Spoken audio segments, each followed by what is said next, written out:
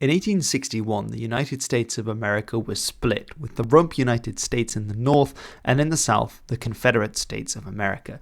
This situation, of course, leading soon to the American Civil War between the states. Now, when most people think of the flag that represents the Confederates, they will probably think of this flag, but that wasn't actually the first national flag of the Confederates, nor was it ever a national flag of the Confederate States of America. Instead, that goes to the flag on the left, sometimes called the Stars and Bars, which was the first flag of the Confederacy and the one that was flown the longest. So in this video, I want to find out what happened to that first flag of the Confederate States, and why is it that the second flag, very controversially I might add, is now the one that is considered to be the Confederate flag. When in 1861, several of the southern states voted to secede from the Union and to create the Confederate States of America, this new political entity, of course, needed its own flag because, well, they couldn't keep using the flag of the Federal Union, which would soon be fighting against them. However, they weren't exactly un-American in the sense that they believed they were the continuity United States of America, the United States that the founding fathers really had envisioned, with slavery, of course, a central tenet of that. And so their first design was in part quite heavily inspired by this flag, and that's what we see in the stars, which became the first official flag of the Confederate States of America. However, because it was so similar to the flag of the United States and the flag that was being carried onto the first battlefields of the American Civil War, this often led to problems in identification, especially because at the start of the war, in particular the First Battle of Manassas or Bull Run, the uniforms that were being worn were a whole array of different colors and often actually very similar because several of the southern units had been just units of the American Army before secession. And so this led to confusion, particularly because these flags at distance, or if they hung limp, or if they had been particularly shot to pieces by various artillery and musket balls, then they really looked incredibly similar. And this could lead to confusion on the battlefield, which, I need not remind you, is often deadly. In 1863, the Confederate government decided to change their flag from the Stars and Bars to a new design, which is often called the stainless banner.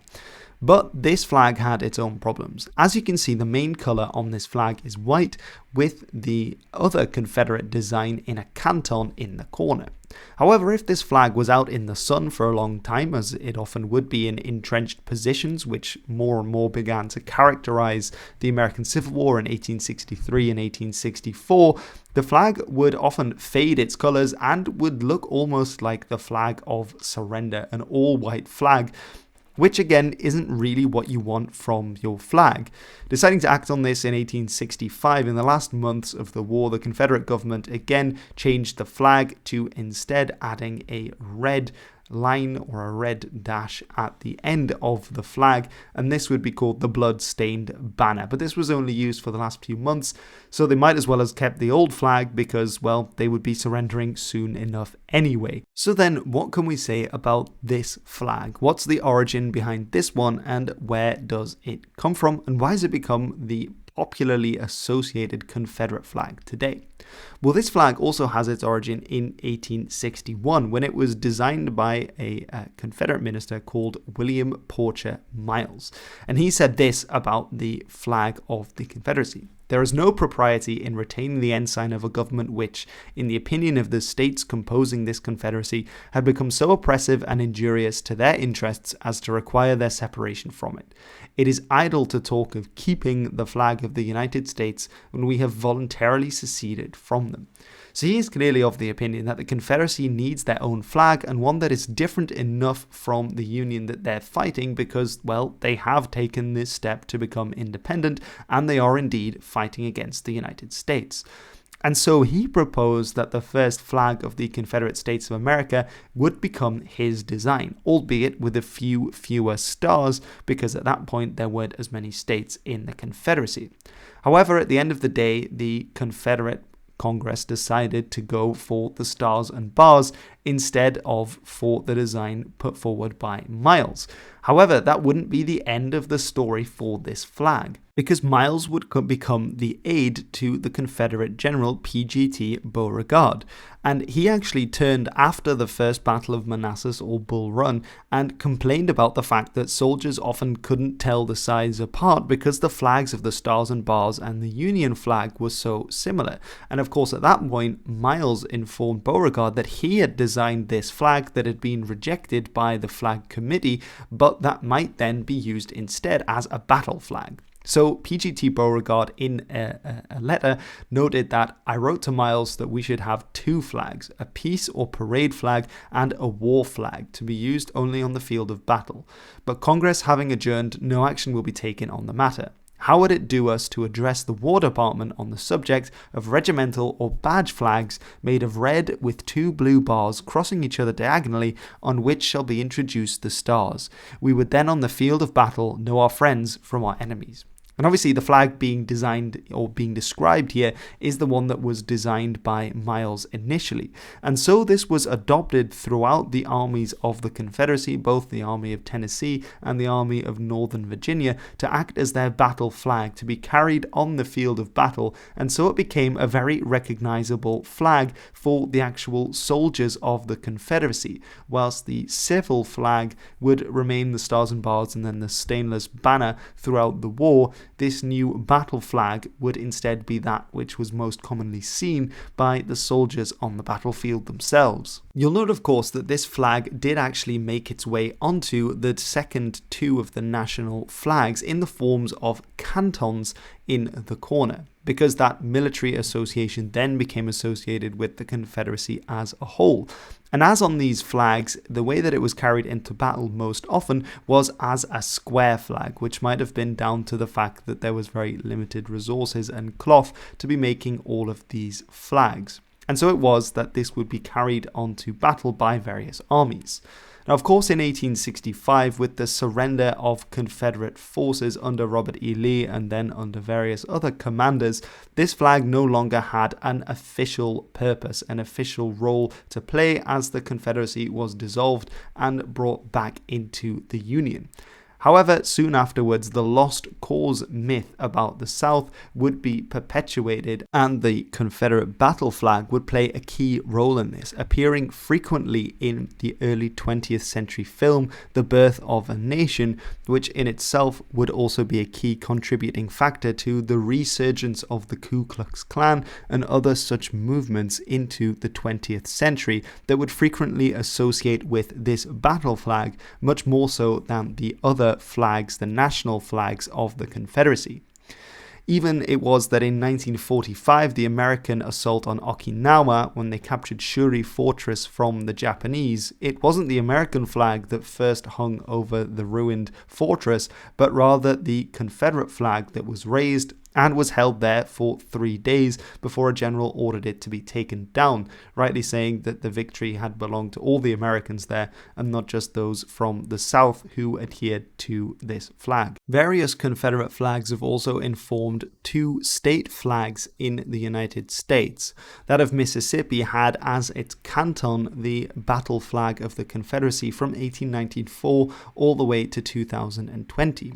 Well, Georgia had its flag from 1956 to 2001 with the Confederate battle flag on one half, whilst the current flag of Georgia that is still being used is clearly based on the Stars and Bars, the first flag, the national flag of the Confederacy adopted in 1861.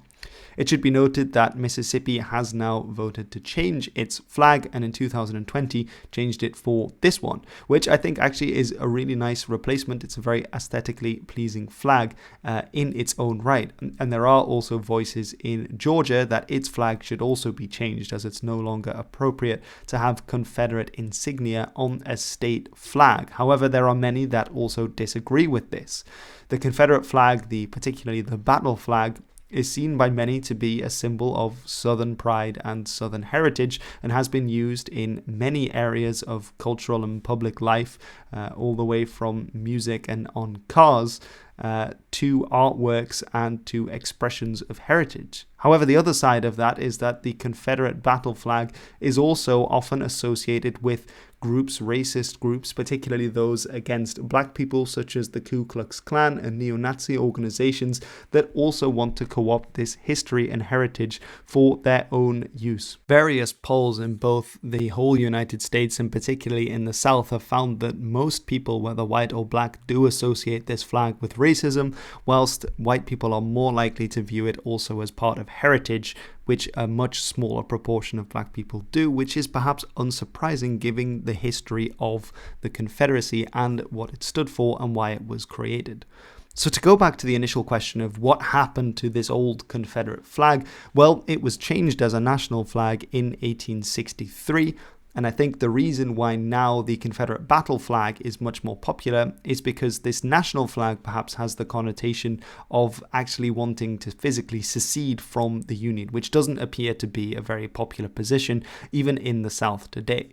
Whereas the battle flag perhaps encompasses more of the fighting spirit, as it could be seen by some, of the Confederacy, of the rebels fighting against the big man, the federal government, and centralized control, something which is still certainly quite popular in certain parts of the United States today. The fact that it was also used from 1861 all the way to the surrender in 1865 by the Confederates, while the national flags continued to change twice, perhaps also indicates a longevity of the use of the flag, which might make it more popular for that reason as well. But I'd be curious to hear, what do you guys think about this flag? Do you think that it is unequivocally a hate symbol no matter what the context?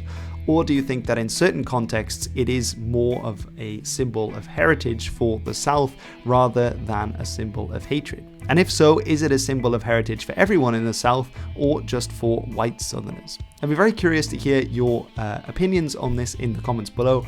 I do, of course, ask that everyone respects what is being said and tries to remain civil in the discussion. I do hope that that is adhered to there. And I would be curious to see what people's thoughts are on this. I understand that obviously it's a very controversial issue at the moment, and it has been for some time, and definitely not without reason. But I thought it was interesting to ask why it was that this battle flag has sort of become what we associate with the Confederacy instead of one of the national flags. Anyway, that is all for now. I've been Hilbert, and this has been The History.